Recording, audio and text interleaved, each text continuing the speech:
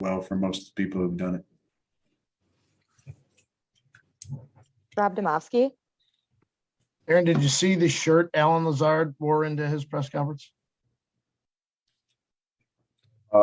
If it's the one he wore into the facility, yeah. So, Well, it was the "I Still Own You" shirt is what he wore. Do you have one? And did you consider wearing it? no, I mean, I've already said what I've said. I don't need to double and triple down. I let those words stand for themselves. But yeah, I can't remember who made the shirts. Did he say that he made them? AJ Dillon, he said. Yeah, AJ gave me one when he got them. So I definitely have one.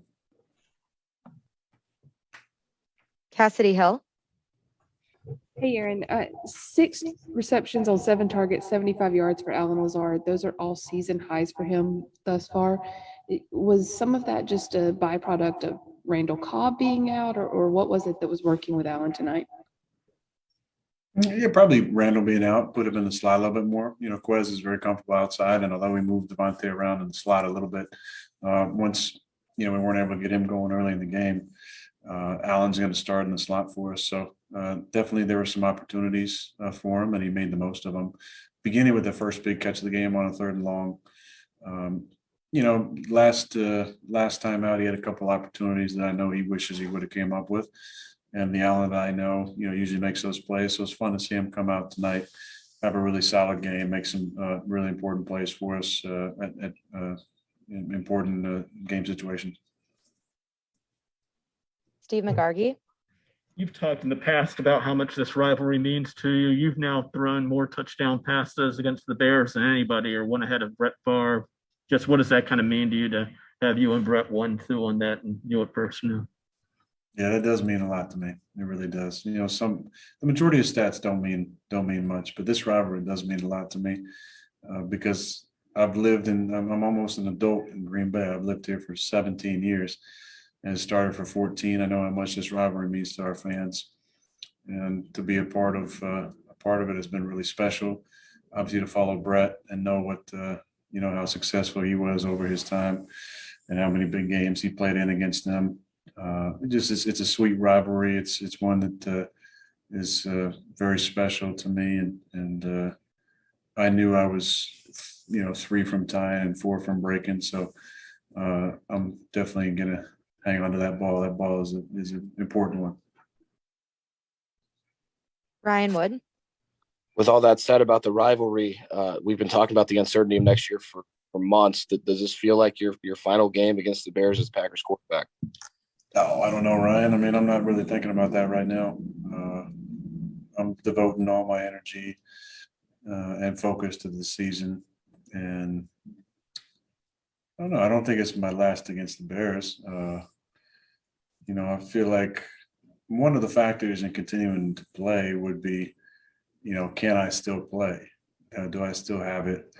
Can I still be effective and efficient and make the plays I feel like I'm capable of making?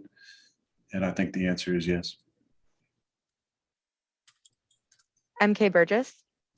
Hey, Aaron, as the leader of the offense and just the leader of the Packers in general, what are you seeing from special teams that is causing all of the mishaps that you had today?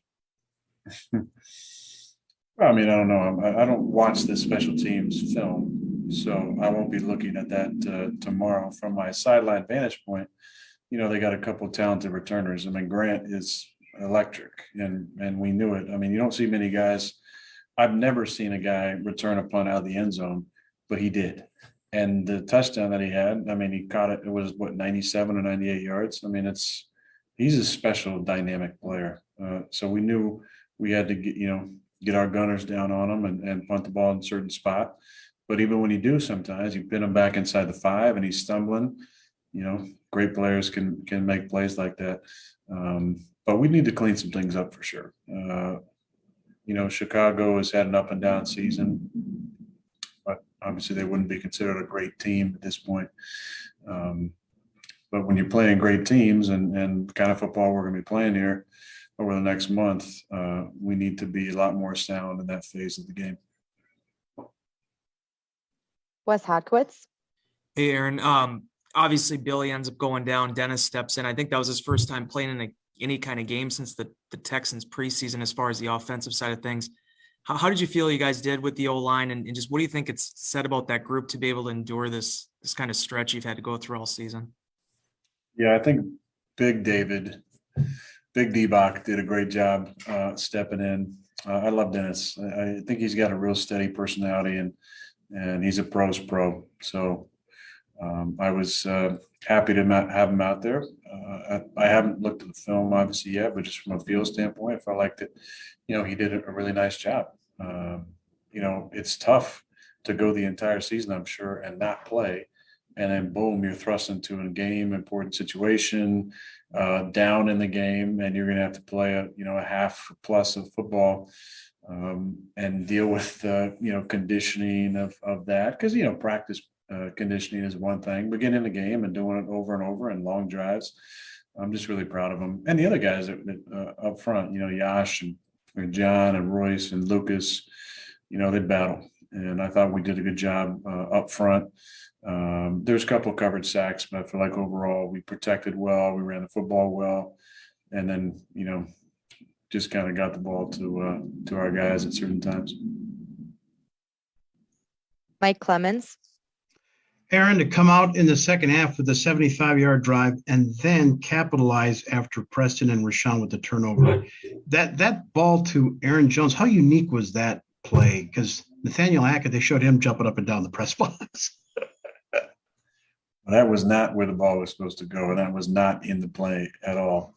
There was a play in the preseason in 2005, I believe, playing Buffalo, and Farvey had a keeper to the right and threw it back to Amon Green, who just happened to be kind of, trotting down the left sideline. And I remember how cool that was and how the hell he even got back to Amon in that game. And that was what happened on this one. The play was for Big Dog or Devontae. It was a really well contrived play that they came up with this week. And I really felt like that Big Dog was going to get the touchdown. But as I rolled out, they doubled Big Dog and Tay was covered and the slide was covered. And I just happened to peek back and see kind of Aaron Jones just kind of taking it down the left side, and he turned it up. And right when I was about to throw it, about to release it, I saw kind of a flash of a guy from the left. So I just threw it a little bit higher and softer than I was thinking about throwing it a split second before. But that was not the play call. But we laughed about on the sidelines for sure, and glad it worked.